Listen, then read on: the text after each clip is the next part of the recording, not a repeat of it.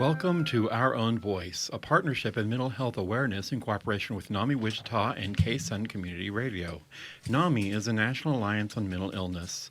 We are the largest grassroots advocacy network for people with mental illness and their family members, with over 800 national affiliates and 15 Kansas affiliates, with NAMI Wichita being one of those 15. We provide awareness, support, education, and advocacy for people affected by mental illness. Our purpose here is to provide a community conversation on K-Sun Radio that gives insight into what it's like to live with a mental illness. Our intention and our hope is that our program will change attitudes, assumptions, and stereotypes about people with mental health conditions. My name is David Larson.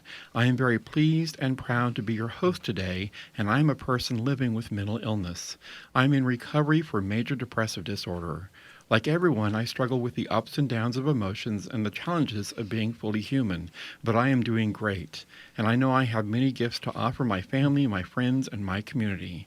Before I get too far into the program, I want to introduce David Peterson, our executive producer. Hello, David. Hello, David. Hello. And our technical producer, Mike Padilla. Hello, Mike. hello. Yes, thank you both for being here and sharing with me and our guest today. And our guest, speaking of our guest, it is my pleasure to introduce our guest for today, which is Jennifer. Hello, Jennifer. Hi. So, Jennifer, let's begin our conversation with some really tough questions, okay? Okay. Where were you born and where did you grow up? I grew up in Overland Park, Kansas, which is about 3 hours from Wichita. Okay. And that's where you grew up, and what high school did you graduate from? Shawnee Mission West. Okay, Shawnee Mission West. And I have already been coached that apparently Shawnee Mission West is amazing when it comes to sports. Mm-hmm. So congratulations on that. As if she had anything to do with it. Although Well. I'm all fine motor, so I had nothing to do with that. Okay. Go Vikings. That's right. Yeah, we now know the mascot for Shawnee Mission West is the Vikings, and of course me. And that explains the hat she has on with the horns. Right, sure. She has a hat on with horns. The beard.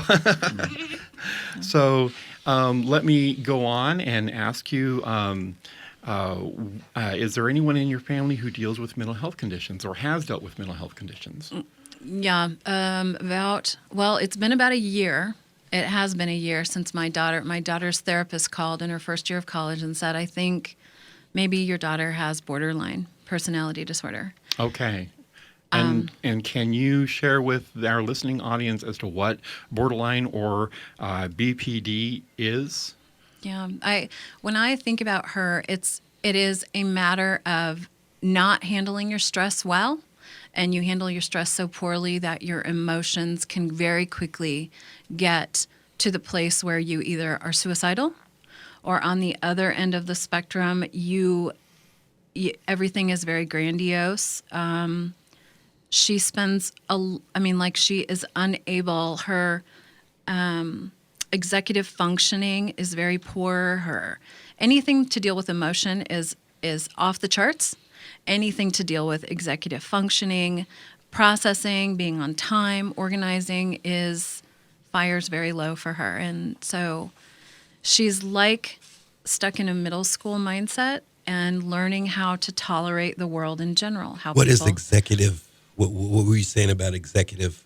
Her executive functioning. So her central cortex fires low, right? So the way that she organizes herself, the way that she interacts in the world, the way that she drives, the way that she eats or doesn't eat. So is she an erratic driver? Is that what you're saying? Or a real safe or a real slow driver, or just? She can be very unsafe. She is not a very thorough, thoughtful driver. Okay. I feel like my girl is kind of stuck in a middle school place. Yeah, Wow. and that's good that you pinpoint that out. I want to double back. You mentioned something about either having such intense emotions that you become suicidal or you become grandiose. That sounds a lot like, and I know you're going to hear this so many times from other people, that sounds a lot like bipolar, but it's not, is it? No. The cycling is much too fast for Yes. it to be bipolar. Yes. And for borderline, she could have we just had one the other day where she just was in the worst absolute place for, an hour and a half. And then suddenly something triggered and it was a great day. And that's how her life can be every single day. And it can be triggered by something as simple as the way that Dave didn't look at me when I walked through the room, or the way that somebody moved their shoulder around me and it made me feel like I wasn't acknowledged. It can be such little things. It can also be big things, like Yeah. somebody could say, your nose ring is disgusting. It just depends, and she'll relive it over and over and over again. Well, I'm going to have to take a break, but this is good information. This is Our Own Voice on KSUN Community Radio. We are going to take a quick break, and we'll be right back.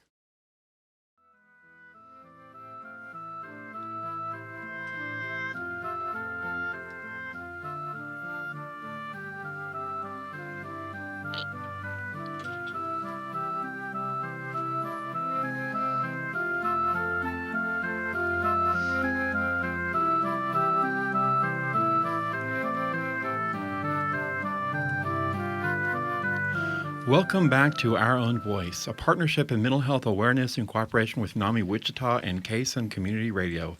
NAMI is the National Alliance on Mental Illness. Our Own Voice is intended to humanize the misunderstood, highly stigmatized topic of mental illness by showing that it's possible and common to live well with a mental health condition. So, Jennifer, during the break, we talked a lot about some things, and let's go back to borderline personality disorder, or I use the acronym BPD, and I don't want to confuse our listeners too much, so I'm just going to say borderline here. So, borderline personality disorder, how do you treat that? I got lucky, and we found a fabulous therapist, and in a matter of months, she had told us that she thought she had borderline. And my husband really felt like she needed residential treatment. He felt like going to a therapist once or twice a week wasn't anywhere near what our girl needed. So our therapist taught for K-State, and she started looking up some residential programs that were worth their salt, right? Really quality, what we were looking for. And she found several. And the one that worked out for us because of her age, she was over the age of 18 at that point, and so that made it more difficult. But the one that we ended up going with and felt the most comfortable with was Menninger, that had moved from Topeka, Kansas to Houston, Texas. And so we entered the COMPASS program, which is it's failure to launch for kids over the age of 18 up to, I believe, 30. And it was hard to take a child and leave them where you don't know, but she had a whole team all to herself, got a really thorough diagnosis. It took them 2 months to really take the time to really understand her, and she had daily therapies all day long. We ended up finding out all of the underlying diagnoses through Menninger when we left. Oh, wow. Okay. It was unbelievable. And I just felt like they just were so thorough. And she walked away with not only a fabulous understanding of this thing called borderline that she now was told that she had to live with, but she also was learning dialectic behavior therapy. Okay. And that's what they used. And they used several others, but predominantly dialectic. So when we left, we made sure to find another therapist that worked on dialectic behavior therapy. Dialectic was developed by Marsha Linehan, and she herself has in the past years proclaimed that she herself was the borderline. And she started out with cognitive behavior therapy, and she started realizing that some of these people that they didn't have a for sure diagnosis for really needed to be validated, and they needed more emotional stability and support. And she designed from cognitive behavior therapy dialectic behavior therapy. And so one of the big things that we learned from the very beginning is wise mind, and learning how to use validation to sort of calm your loved one when they're dysregulated, because they can't hear anything you're saying to them Yeah. when they're dysregulated. So we learn about wise mind and we learn validation first. And so I remember our family calls that happened every week. I would have this huge piece of construction paper in front of me with all these validations written out that would fit into any different situation that she was speaking to me in, so that I could learn how to validate her. And it sounded so clumsy and so silly at first, right? Gosh, that must be so hard for you. And then finding a way to say, how can I support you? And it sounds so silly, but after spending a year working on it, I can see the way that we communicate.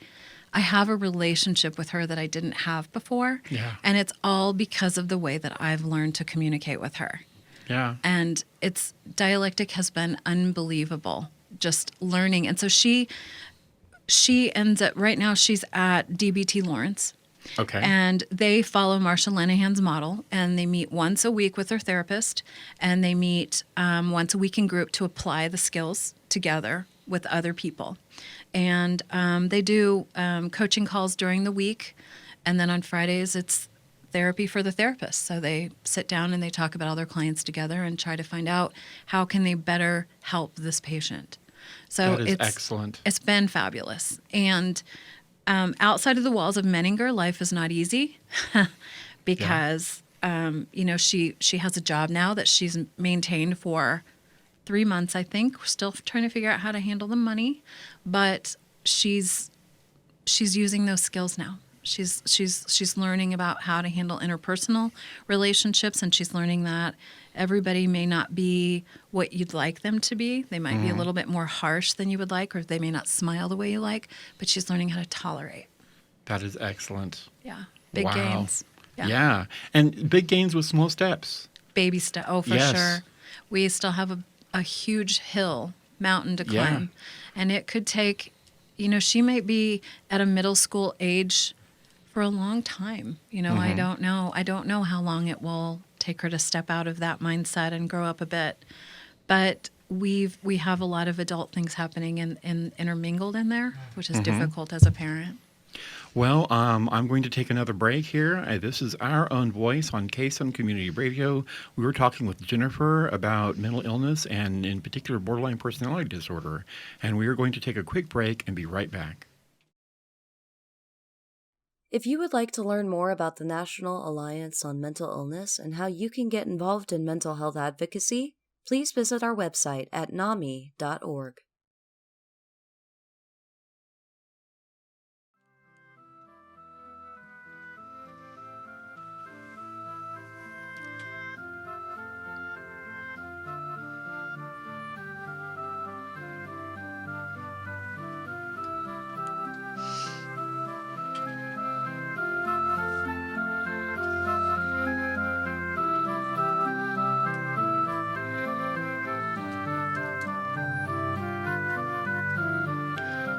Welcome back to Our Own Voice, a partnership in mental health awareness in cooperation with NAMI Wichita and KSUN Community Radio. NAMI is a national alliance on mental illness. Now, Jennifer, before the break, you mentioned a couple of things, and I want to key in on those, all right? You mentioned wise mind from dialectical behavior therapy, or dialectic behavior therapy. Can you explain wise mind, what that is? You have emotional mind and you have logical mind, and our goal is wise mind. But logical mind is more of that executive functioning. You're thinking. You're able to problem solve. Really, is what it boils down to. It's your organizational patterns. Emotional mind, you're processing everything based on your emotions, and so.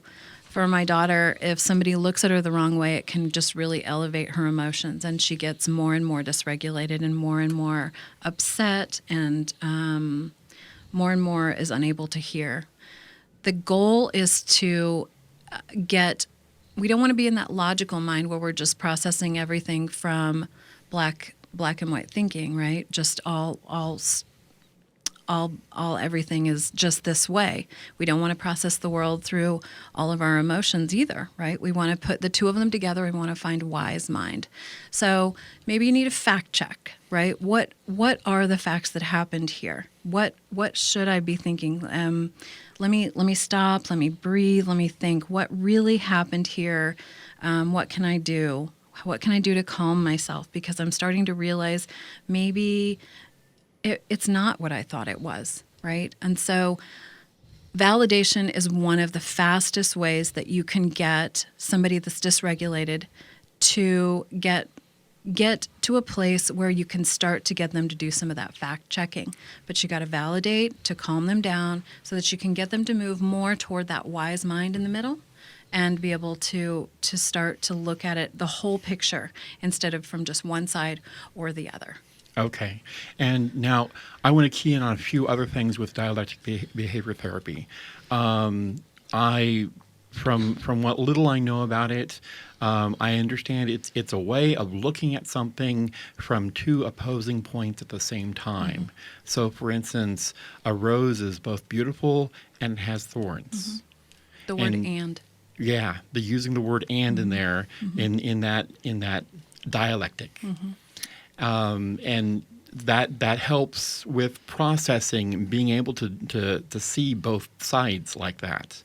Also, mindfulness. Mm-hmm. I know we mentioned this during break, and I know I've mentioned mindfulness many times. Mm-hmm. How does mindfulness work into this?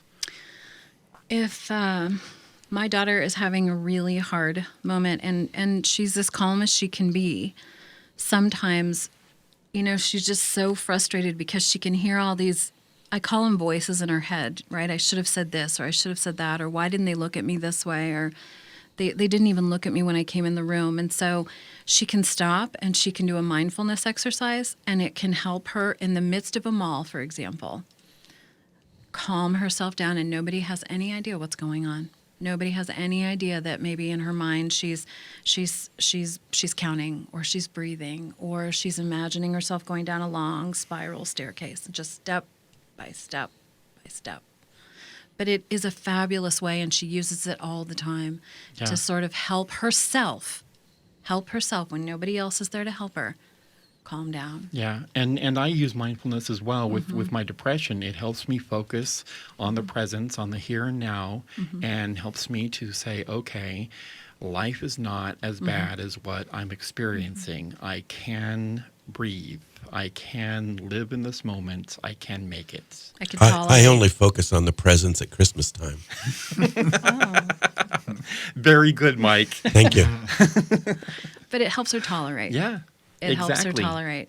She can 1 minute say, she didn't used to be able to do this, but she can say, I hate you. But now she can say, I love my mom, and I really don't like her right now. Mm-hmm. Right? Yeah. And that's a really big place to be. Yeah. To be able to tolerate, right? And it just continues to grow, right?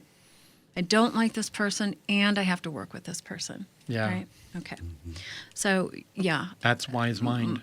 That's wise mind. That's tolerating. That's using mindfulness, right? That's using your dialectic behavioral therapy skills Exactly. daily. All right. Well, I'm going to jump over to David here. And David. Please don't. Jump. You were talking literally. No, I wasn't talking okay, literally. good. No. David, can you give us a number that will get people in contact with us? I most certainly can, and it's an important number, especially based on what Jennifer's saying here about some more information. But the number is 316-686-1373, 316-686-1373. And after the break, maybe I'll explain how that can relate to Jennifer. Excellent, excellent. Well, let me go ahead then and say this is Aaron Voice on KSUN Community Radio. We're talking with Jennifer, and we're going to take a quick break and be right back.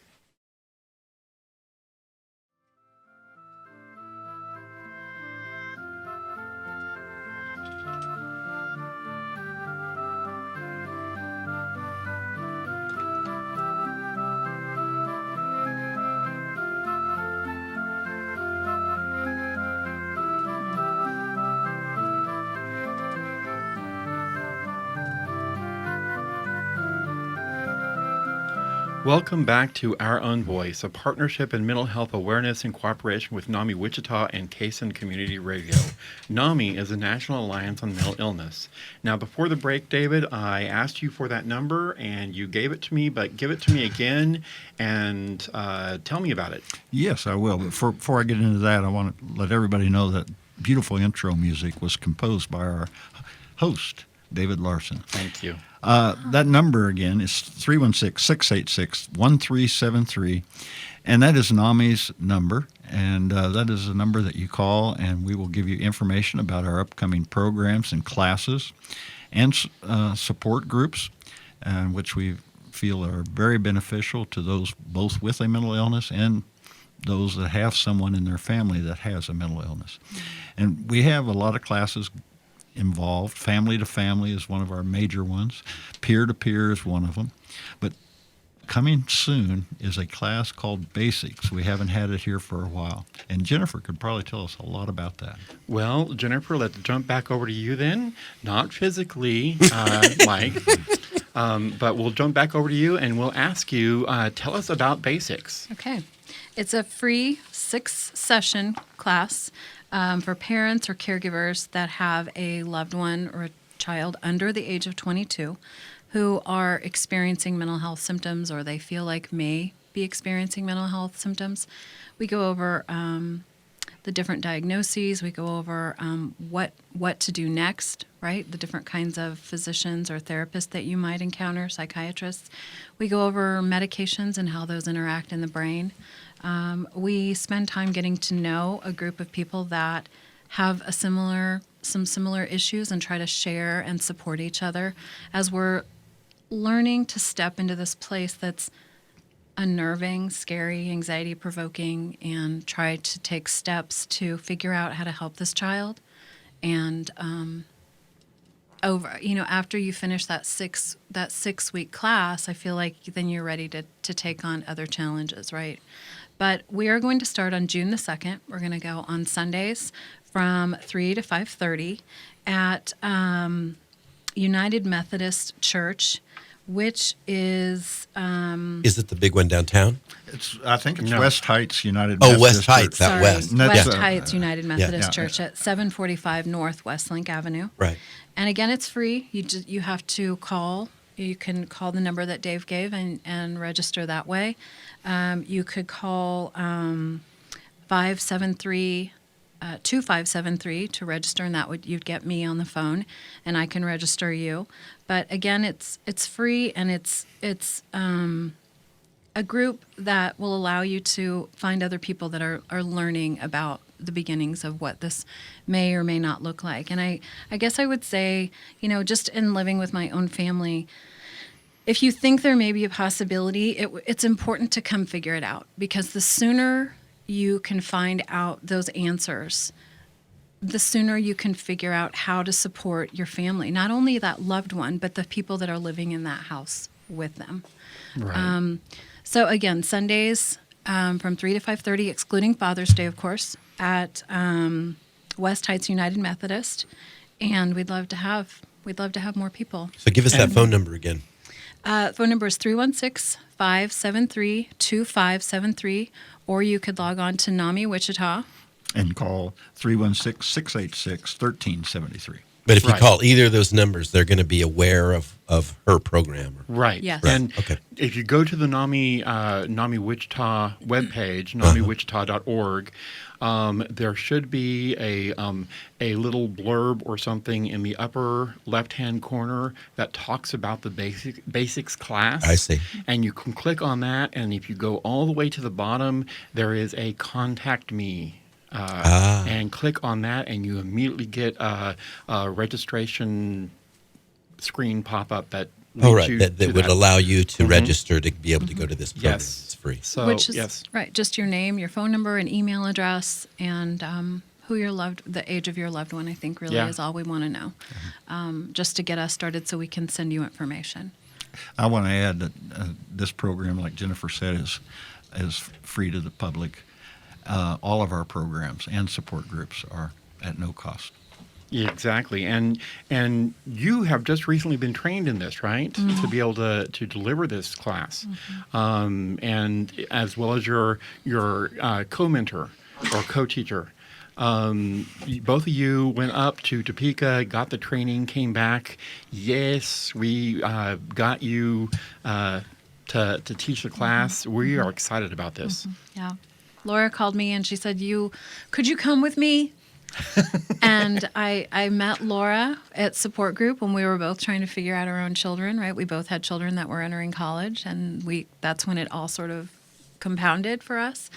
And Laura and I have just really connected. I just feel like she's so real, and she battles some of the hardest things just like I do. And so going to that class with her was awesome. She's a fabulous partner in crime. Wonderful. I'm going to close on a really quick question, and it may be a stumper for you, but who is your hero or heroine? Oh my goodness, it's my dad. Your dad. My dad, I think my mother was an undiagnosed borderline, and my dad got my family through, got all of us to college. Okay. Well, with that, I am going to call us to a close. Thank you for joining us for Our Own Voice on Case and Community Radio. Stay tuned for our next Our Own Voice program.